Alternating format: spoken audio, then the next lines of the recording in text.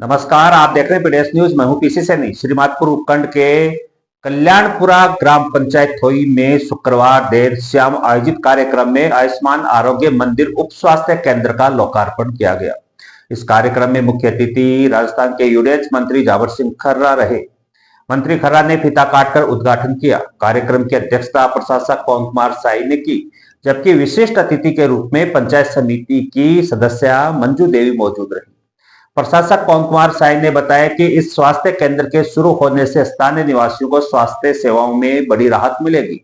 ग्रामीणों को अब छोटी छोटी स्वास्थ्य समस्याओं के लिए दूर जाने की आवश्यकता नहीं पड़ेगी। यह केंद्र स्वास्थ्य सेवाओं में सुधार लाने और स्थानीय स्तर पर सुविधाएं उपलब्ध कराने की दिशा में एक महत्वपूर्ण कदम है। लोकार्पण समारोह में मुख्य अतिथि मंत्री जावर सिंह खर्रा ने कहा कि राज्य सरकार शिक्षा, स्वास्थ्य, पानी और बुनियादी सुविधाओं को प्राथमिकता दे रही है। उन्होंने बताया कि सरकार हर वर्ग के विकास के लिए समर्पित है और इस केंद्र के माध्यम से स्वास्थ्य सुविधाओं का विस्तार ग्रामीण स्तर पर किया जाएगा।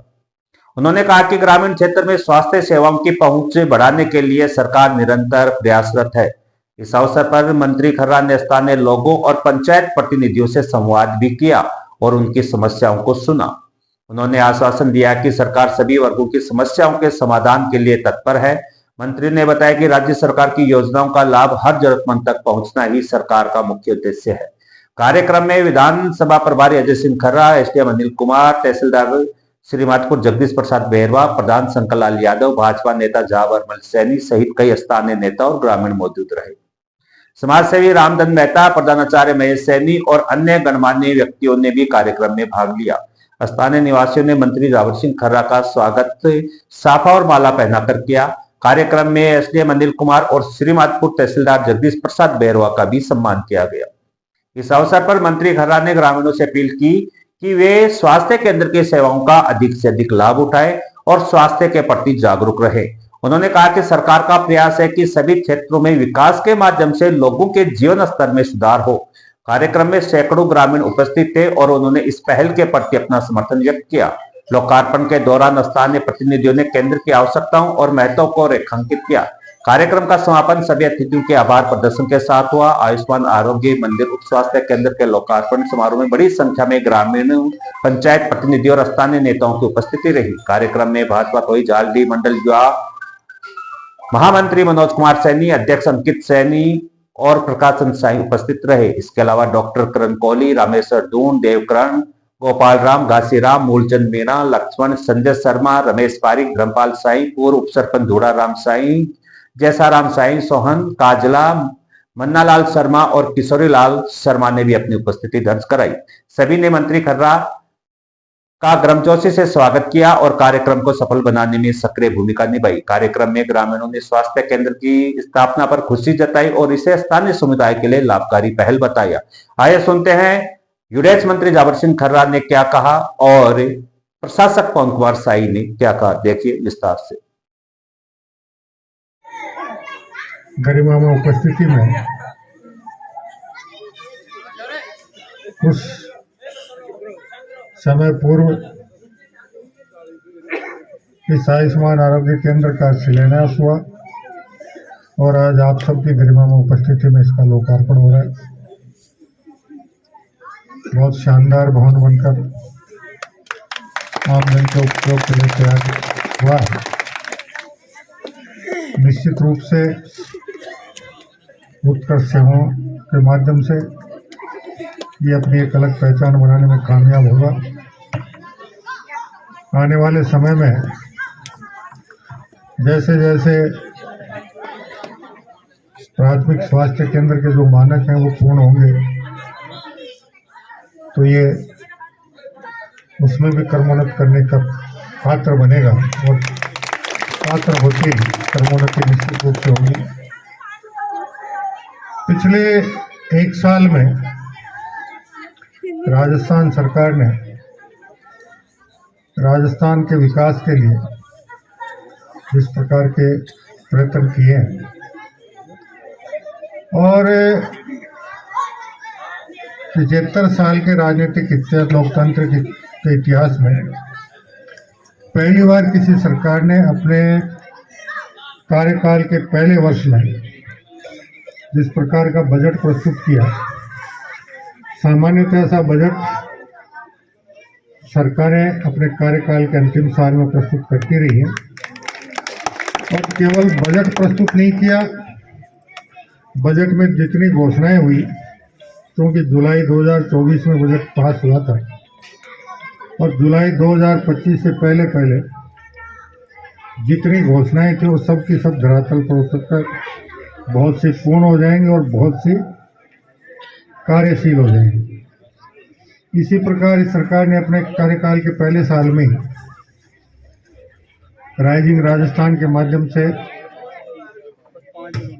देश के 18 राज्य और विश्व के 23 देशों से निवेशकों को बुलाकर लगभग 35 लाख करोड़ रुपए के निवेश प्रस्ताव प्राप्त किए हैं और उनको भी यथाशीघ्र धरातल पर उतारने के लिए वरिष्ठ अधिकारियों को नामित कर दिया है, जो लगातार निवेशकों के संपर्क में है और आने वाले समय में जब वो प्रस्ताव धरातल पर उतरेंगे, क्योंकि सरकार के पास उनको धरातल पर उतारने के लिए 4 साल का समय है, तो प्रदेश के आर्थिक हालात निश्चित रूप से बदलेंगे और इस कालखंड में राजस्थान विकासशील राज्य से एक विकसित राज्य के रूप में अपने आप को पूरे देश में पहचान बनाने में सफलता प्राप्त करेगा। इसके अलावा 23 जिलों के लिए चाहे नर्मदा के जल को लाने का मामला हो और चाहे हमारे जिलों के लिए यमुना के जल को लाने का मामला हो, अभी 3 दिन पहले ही मेरी कुमाराम लिफ्ट पेयजल परियोजना को लेकर चर्चा हुई है, क्योंकि कुमाराम लिफ्ट पेयजल योजना का पानी बड़ी पाइपलाइन के जरिए आना था और पहले ये तय हुआ था कि नहर से सीधा पाइपलाइन के जरिए वो पानी सीकर झुंझुनू चूरू तक पहुंचे, लेकिन विशेषज्ञों ने जांच करने के बाद ये रिपोर्ट दी कि 2 साल से नहरबंदी होती रहती है, उसकी मरम्मत के लिए, गाद निकालने के लिए, और कई बार तो 1-1, 1.5 महीने की नहरबंदी हो जाती है। तो अगर पाइपलाइन के जरिए पानी लेकर जाओगे तो नहरबंदी के समय आपको पीने का पानी कहाँ से उपलब्ध होगा। तो उनका सुझाव था कि हनुमानगढ़ में जिस हेड से पानी लेना है वहाँ एक बड़ा रिजर्वायर बनाया जाए और रिजर्वायर बनाकर उसमें आपकी जो आवश्यकता है उसका लगभग 20-25 दिन का पानी का स्टोरेज हो सके, इतना बड़ा रिजर्वायर बने तो नहरबंदी के समय आगे परेशानी नहीं हो। अभी 3 दिन पहले ही हनुमानगढ़ के जिला कलेक्टर से भी इस बात को लेकर चर्चा हुई है और उन्होंने आश्वस्त किया है कि हम आने वाले 15-20 दिन में भूमि चिन्हित करके और रिजर्वायर के लिए भूमि आवंटन की कार्रवाई संपन्न करके राज्य सरकार को भिजवा देंगे।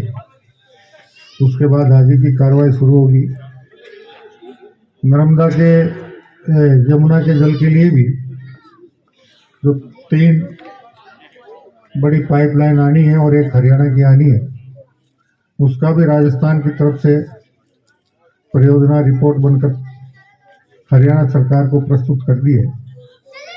हरियाणा सरकार से भी प्रयास करेंगे कि जल्दी ही वो अपनी क्षेत्र की परियोजना बनाकर उसको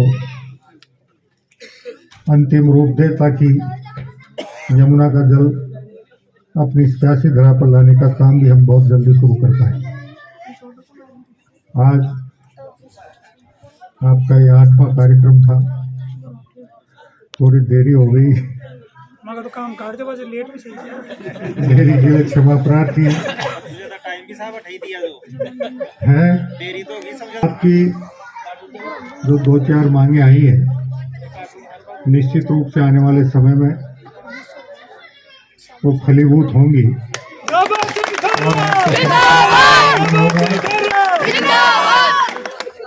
क्योंकि ये सही है कि कुमाराम लिफ्ट पेयजल योजना हो चाहे नर्मदा का यमुना का जल हो, उसको आने में टाइम लगेगा, लेकिन तब तक क्या परिस्थितियां बनेंगी इस पे भी गहराई से मंथन हो रहा है। और मैं तो एक बात का निवेदन करूंगा कि राजस्थान में आप लोगों का भारतीय जनता पार्टी को आशीर्वाद मिलने के बाद बरसात के मौसम में भी भरपूर बरसात हुई है और मावठ भी भरपूर हो रही है। और अपने इधर का तो नहीं, मैंने कई जगह पता किया है कि ट्यूबवेलों और कुओं में 5-5, 7-7 हाथ पानी ऊपर आया है। इसी प्रकार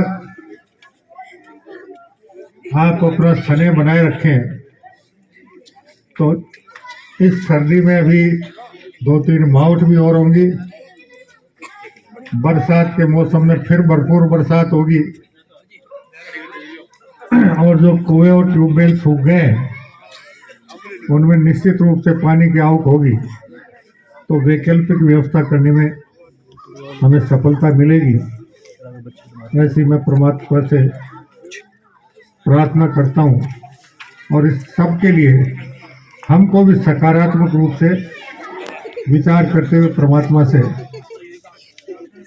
यही आशीर्वाद मांगना चाहिए कि आने वाले बरसात के मौसम में भी बरसात के मौसम से अधिक भारी बरसात हो, ताकि भूमिगत जल का स्तर बढ़े और जो ट्यूबवेल और कुएं सूख गए उनसे जब तक यमुना और कुमाराम लिफ्ट पेयजल परियोजना का जल नहीं आए तब तक वैकल्पिक व्यवस्था करके आम लोगों को पेयजल की राहत मिल सके। इसके अलावा भी राजस्थान सरकार इस बात को लेकर कृत संकल्पित है कि राजस्थान में किसी प्रकार की समस्या हो उसका यथासमय निराकरण हो। और अभी सरकार ने युवाओं के लिए सबसे बड़ा काम किया है। लगभग 1.25 लाख सरकारी नौकरियां इसी वित्तीय वर्ष तक करने का दिया है। 50,000 के लगभग नियुक्ति दी जा चुकी है, बाकी की रिक्तियां निकाली जा चुकी हैं। और किसानों के लिए भी भारत सरकार आदरणीय नरेंद्र मोदी जी के नेतृत्व में हो, चाहे राजस्थान सरकार हो, किसानों के हित में भी तेजी से काम कर रही है। किसान सम्मान निधि जो 6,000 थी उसको अभी इस साल आपको 8,000 मिली है और इस बजट के बाद बढ़कर 10,000 हो जाएगी निश्चित रूप से। और इसके अलावा राजस्थान सरकार ने बिजली के क्षेत्र में जिस तेजी से काम चल रहा है, आने वाले 2 साल बाद किसान को सुबह से शाम तक दिन में खेती के लिए बिजली उपलब्ध करवाने में राज्य सरकार सफलता प्राप्त कर लेगी। इतने सौर ऊर्जा और पवन ऊर्जा के प्लांट लग रहे हैं। और दूसरा, भारत सरकार ने जहां जहां राजस्थान सरकार को कोयले की खदानें आवंटित कर रखी हैं, वहां से कोयला ढुलाई में जितना खर्चा होता था उसके बजाय राज्य सरकार ने एनटीपीसी के साथ समझौता किया है। और जहां हमारी खाने हैं वहां की सरकारों से बात करके वहां भूमि अधिग्रहण करवाकर ताप बिजली घर वहीं लगाने का प्रस्ताव राज्य सरकार ने एनटीपीसी के साथ मिलकर समझौता किया है। और जब ताप बिजली घर वहाँ लगेंगे, कोयले की सहज उपलब्धता नजदीक होगी, कोयला ढुलाई का खर्चा कम होगा। कोयला ढुलाई में जितना खर्च होता था उसके 10% में ट्रांसमिशन लाइनों के जरिए बिजली हम तक पहुँच जाएगी, तो भविष्य में बिजली भी सस्ती होगी, घरेलू उपभोक्ताओं से लेकर किसानों तक सबको लाभ होगा। ये सारी परियोजनाएं जिस तेजी के साथ चल रही हैं, आने वाले 3-4 साल में आपको राजस्थान में जिस प्रकार के बदलाव दिखाई देंगे, आप अपने आप महसूस करेंगे कि ये बदलाव अगर 50 साल पहले आ जाते तो अब तक हम कहीं के कहीं आगे बढ़ चुके होते। लेकिन देर आए दुरुस्त आए, आप सबका सहयोग और आशीर्वाद रहा तो ये काम बहुत जल्दी पूर्ण होंगे और हम हमारे क्षेत्र के साथ साथ पूरे प्रदेश को एक नए विकास के रास्ते पर तेजी से आगे ले जाने में सफलता प्राप्त करेंगे। इसी आशा और उम्मीद के साथ आप सभी का हृदय से बहुत बहुत आभार। जिस स्नेह के साथ, जिस प्रेम के साथ आप लोगों ने अपनी गरिमा में उपस्थिति एकता और भाईचारे के भाव के साथ यह दी, आपका ये प्रेम और स्नेह दिन दूना रात चौगुना बढ़ता रहे। आपका भाईचारे का भाव भी दिन दूना रात चौगुना बढ़ता रहे और आपका स्नेह हमें चौगुने रूप से मिलता रहे और आपके स्नेह और प्यार और आशीर्वाद के बूते हम क्षेत्र और राजस्थान के विकास में तेजी से आगे बढ़ते हुए नए कीर्तिमान स्थापित करने में कामयाबी हासिल करें। इन शुभकामनाओं के साथ एक बार पुनः धन्यवाद। जय हिंद, जय भारत, वंदे मातरम। आज ग्राम पंचायत कल्याणपुरा थोई में राजस्थान सरकार के राज्य मंत्री श्रीमान झाबर सिंह जी खर्रा, नगरीय विकास एवं स्वायत्त शासन मंत्री द्वारा आज हमारे गांव में 40 लाख रुपए की लागत से बने उप स्वास्थ्य केंद्र का लोकार्पण किया और आमजन के लिए इसको जनता को समर्पित किया। मैं आज के इस कार्यक्रम में आए हुए सभी लोगों का बहुत बहुत धन्यवाद ज्ञापित करता हूं। साथ ही माननीय मंत्री महोदय जी, मेरा निवेदन है कि इलाके में जो भी पानी की समस्या है, सड़कों की समस्या है और जनता की जो जरूरत है, आप राजस्थान सरकार में एक प्रभावी भूमिका में है।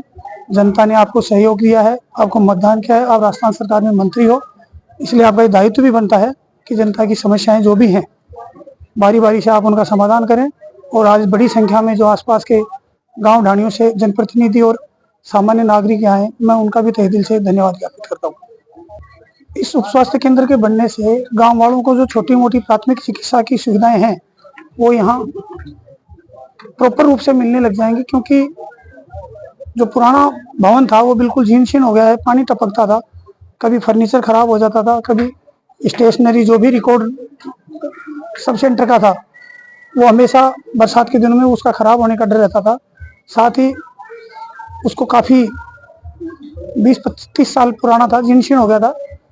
इसके बनने से ये बहुत सुव्यवस्थित बना है और यहाँ भौतिक रूप से सामान्य संसाधन उपलब्ध रहेंगे, जिससे लोगों को अपनी प्राथमिक चिकित्सा का प्रॉपर यहाँ लाभ मिल सकेगा। और हमारी माननीय मंत्री महोदय से आज ये मांग भी रही कि इस सब सेंटर का उनके हाथों से आज लोकार्पण हो रहा है, उन्हीं के हाथ से शिलान्यास हुआ था और अगले बजट में हम उम्मीद करते हैं कि माननीय मंत्री महोदय इस सब सेंटर को प्राथमिक चिकित्सा केंद्र के रूप में क्रमोन्नत कराएंगे। यही आज सभी लोगों की एक राय होकर माननीय मंत्री महोदय से ये मांग रही है।